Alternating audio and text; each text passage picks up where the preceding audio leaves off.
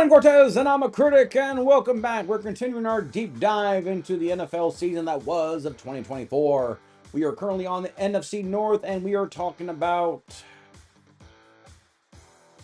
why did you guys suck at the worst time? We are talking about the Purple People Eaters of Minnesota, a franchise that I just can't help but understand why. Why are you just why?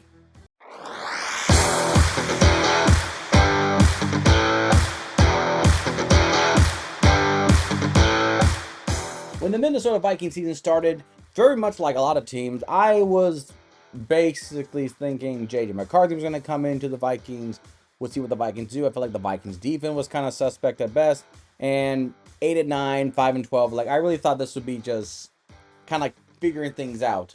And when J.J. McCarthy went down, I kind of leaned more towards the 5-12 season, mainly because a lot of players that came in, like Jones and others, I just felt I don't know, guys. I don't know what we're going to do with these guys here. I mean, hopefully they don't suck too bad. I mean, there was even talk about, what potentially could be a draft pick already before the season even started. And then Sam Darnold came in, and everyone was like, well, that was a good season. I guess I can put you up. But when Sam Darnold started winning games, and in a fashion that make Viking fans go, oh, okay. They were like, okay, I'm listening, I'm watching. And I can't help but feel like the Vikings season remind me a little bit of what Case Keenum did with the Vikings. You know, the Minneapolis Miracle that beat the Saints, get all the way up to the championship game against Philadelphia, get embarrassed, and then never returned. And very similar to what happened to Sam Darnold recently this year. They didn't bring him back. Case Keenum was not brought back. I think he went off to Denver, and he failed in Denver. So I'm not saying that maybe Sam Darnold was in the same category, but there's also the rumors of Aaron Rodgers coming to Vikings, which I was like, okay, that's a funny joke going to happen. And when it got to the point that it could be a possibility, I'm thinking, didn't we see this story before? Brett Favre? Did we see this before? And that Aaron Rodgers was so close to doing it to the point where it's like, oh my God, Aaron Rodgers became Brett Favre. Does that mean he's going to commit some type of fraud scandal on his retirement? Like, what is up with Green Bay Packer quarterbacks? They were so good in Green Bay. Then they leave and they become basically obnoxious assholes. To the point where we're like, yeah, I like the player more than the person, to the point where that basically is going to be Jordan Love. Are you going to be like that? And I'm sure some Green Bay Packer fans are thinking, well, that means he's guaranteed at least one Super Bowl for us. I'll take it from being basically an obnoxious asshole for the next 20 years of his life, to the point where we try to intentionally avoid him and even acknowledge his success. Be like, oh yeah, Brett Favre, I mean, he was good in the 90s. I mean, yeah. So that's basically where I feel like the Vikings are kind of like, the Vikings are the best friend that eats your leftovers. Like, he will be like, you gonna finish that? And they'll eat it. And somehow they take it and then they make it to something that's very good, but it's like very good that one time. The Case Keenum situation, it was very good that one time. Sam Darnold just recently, it's very good that one time. But very much unlike Keenum, at least Keenum won a playoff game. You know, at least the Vikings actually got close to a Super Bowl. The Vikings kind of gave their swan song way before it got to the playoff time. And before we get to that, let's talk about, 14-3. So, obviously I was wrong. I was wrong. 14-3. They dominated. They were this close being the number one seed, and makes you wonder, if they did get the number one seed, would it matter? Nothing. I don't know. But their best game of the season took place in Week 17 versus Green Bay.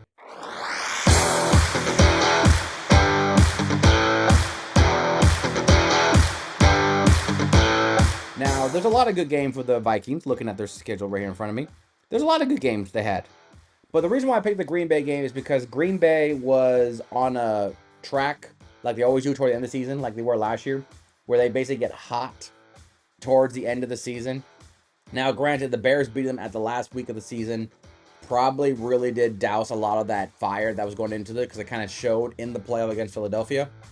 But this one was very, very much of a okay, because one, Green Bay was MIA for most of the game, and they made a comeback, and the Vikings managed to survive it. But the reason why it's the best game is because I thought it was like the closest litmus test for them to kind of like make it, the Detroit game at the last game of the season. That's the bigger one, but we needed like a warm up before that. And beating division foe in Green Bay, even though the game score does not dictate what it was, Vikings had like 90% of the game won. And then somehow Green Bay woke up and just ran out of time. Let's be real. But to me, it's the best game for the Vikings because it kind of like, at least for the time being, kind of like quieted the notion of Sam Darnold turning back into a pumpkin. So I feel like that was the big, like, thought process of the whole thing was that it's going to be like, shh, shh, shh, it's okay. Sam Darnold's going to be fine. Segueing into your worst game.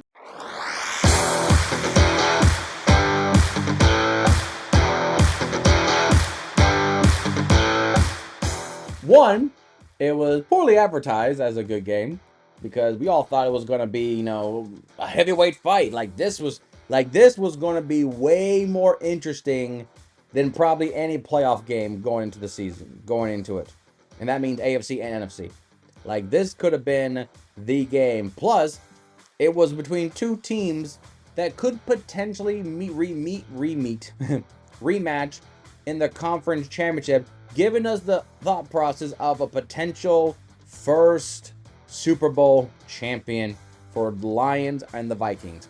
That to me was so poetic story. But no, we didn't get that. And when I watched that game, I'm sure a lot of you that did watch the game, for either you're a Viking or Lions fan, but if you're not, you're just a fan of football because it was a primetime slot. When the Vikings kept failing inside the 5-yard line to score touchdowns, to me, I was like, they're cooked. They're cooked. It was basically, a preview of upcoming attractions. The sad thing is, it was like watching a teaser trailer for a movie that you're like, I don't know, it didn't look that good. And then never showing you the trailer. And then when you go to the movie, you're like, oh wow, the teaser trailer covered a lot of things that I think we didn't pay attention to basically illustrate, yeah, we kind of knew this was not going to work out. We kind of knew it was not going to work out. This was not going to, we kind of knew it. It ain't going to work out. And it didn't. And I think those two games derailed any confidence the Vikings probably had the whole season and into the offseason. At the time of this recording, Sam Darnold is now a Seahawk. He got paid the Baker Mayfield big buck, $100 million for 3 years, something like that deal. So he got it. He got money. He's going to a Seahawks team that just got Cooper, from the Rams. Even though they released Lockett and Metcalf got traded. So there's a lot of question marks with the Seahawks, but some of the play they have on it, I'm not gonna say that the next dynasty, but it's like they're not quitting the season either. Just we don't know how good they can be. And Seattle's always been that team that always just looks like, dude, they fight to the very end. Just that this year they got 10 wins and didn't make the dance. Sucks. So back to the Vikings. The worst game was just, and there it is. Sam Darnold returning to what Sam Darnold we all knew and didn't really appreciate. So the worst game, 31-9 loss to the Lions in Detroit, was just, well, it's going to suck next week, guys, and it did. Your MVP for the Minnesota Vikings goes to, I'm sorry, Sam Darnold. Sam Darnold was the MVP. One, for his success in a time where no one thought he had any. I mean, you got 14 wins as a starting quarterback. I don't care if you're Mark Sanchez or Patrick Mahomes. That is still a good season. Especially when you have nearly 4,400 yards to accumulate it with it. 35 touchdowns on 12 interceptions. I always felt like if you score 30 touchdowns and just keep it under 10, I mean, 12 is not too crazy. That's still a good season statistically wise. and a 66% quarterback completion rating, that to me is fine. That to me is fine, especially, but it kind of helps when you have, Justin Jefferson, one of the great athletes and wide receivers in the league on your team, who basically is saying, I'm not missing a step because of you. And Jefferson had 1,500 yards. Now, I can see the argument for Jefferson potentially being the MVP. And I'd be like, I can agree with you. Jefferson had 103 yards, 103 receptions, 1,500 yards, and of course, 10 touchdowns. I get it. Trust me, I see the argument. But I can help that a lot of those catches were accumulated because Sam Darnold gave him the ball. Even though the Detroit game, the last game of the season, really was like, okay, so maybe that one game it didn't work out for either of you. But I'm giving Darnold because I think we kind of expected Jefferson to be good, regardless of what the quarterback was, because he's that type of receiver. But for the quarterback to be that good and not just basically saying 90% is throwing the ball to Jefferson and then praying and hoping that everything else works out, that Sam Darnold was able to pass the ball around and actually, accumulated. I mean, Addison had 63 catches, but he had like nearly 100 targets. So it wasn't like it was just Jefferson, it's basically saying, I got like, out of 10 passes, I get 9.5 of them. It wasn't like that. But Sam Darnold had to utilize what he has around him, and he did. So I'm giving Sam Darnold the Vikings MVP.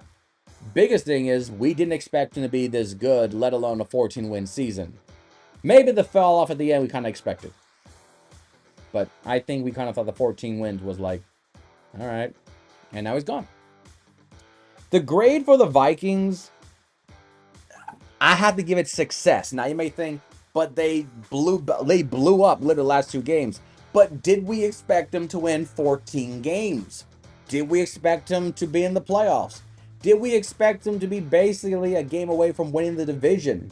Everything the Vikings did basically the last 2 weeks of their season, no one in the first quarter of the season, let alone preseason, thought the Vikings were going to do it. Especially with Sam Darnold. I didn't expect it. I had best 8 wins because I honestly thought the Lions and the Packers were going to run away with it. And Chicago was going to probably steal a win or 2 from the Vikings. And therefore, the Viking would have just been, well, you tried your best. Your best was just not enough.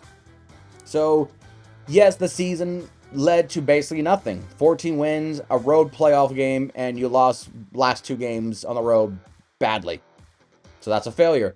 But expectations to what it came out to and then surpassed it, this season may not be a success as most other teams in the similar spot would be, but we didn't expect them to be a 14-win team. We didn't expect them to go to the playoffs, and they did, and especially with Sam Darnold. So Cortes The Critic here, will give them a success. It was like a very successful season because nobody expected. When it comes to your draft picks, I'm going to go secondary defense heavy. And the players I got in is Barron from Texas, the corner. I got Rebel Jr. from East Carolina, which I'm a big fan of him. And then, of course, I got Nick, the South Carolina Giant. This guy's like, 6'10"? He's so big, so tall, and lanky from South Carolina. I feel like any secondary help is going to be a major plus. The question, I felt like the Viking defense also kind of showed out great promise. Dallas Turner was a defensive player that everyone thought he was going to be. Dallas Turner's stats here.